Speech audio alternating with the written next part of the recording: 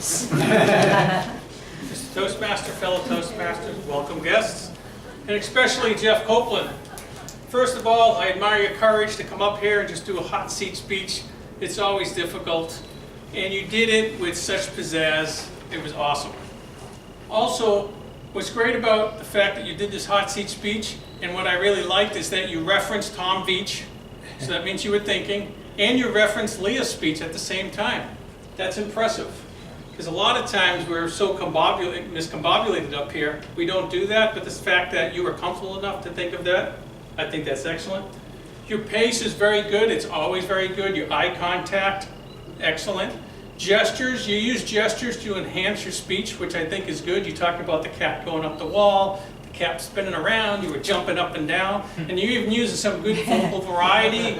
I think that all enhances your speech, which I always appreciate seeing other speakers do.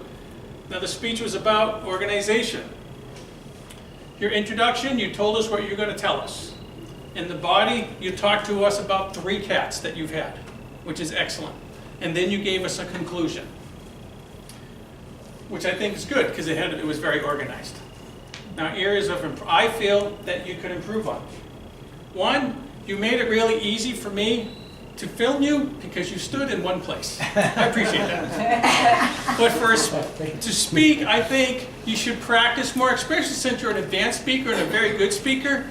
You should really try to use the stage a little bit more and just really talk to the audience over here with a couple of points and then walk over here and talk about your conclusion or another point. Just use the stage a little bit more and get used to it. I mean, we're in a small enough room, it doesn't really matter, but you should try to practice it in case you're in a larger room. So that's the first area I think you could improve on. A second area, again, your gestures I felt were really good, but a lot of times your gestures are kind of in a box. They're kind of in here. And I think, again, just to enhance your speech a little bit, make the gestures a little bigger, climbing up the wall, you know? It was grabbing me, you know?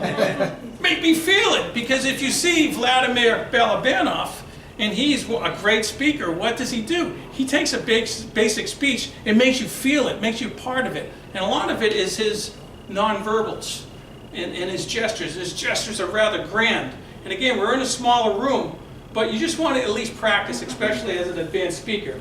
And finally, again, I thought your intro, your body were very good. Your conclusion, you could have been a little bit more robust because you said something about dogs and then something about cats. But I always think that it's a good practice to try to remind us of what you brought up in the body. So you could have talked about the 3 different cats and how you love cats because they're mischievous and they're a lot of fun, or just a little final comment.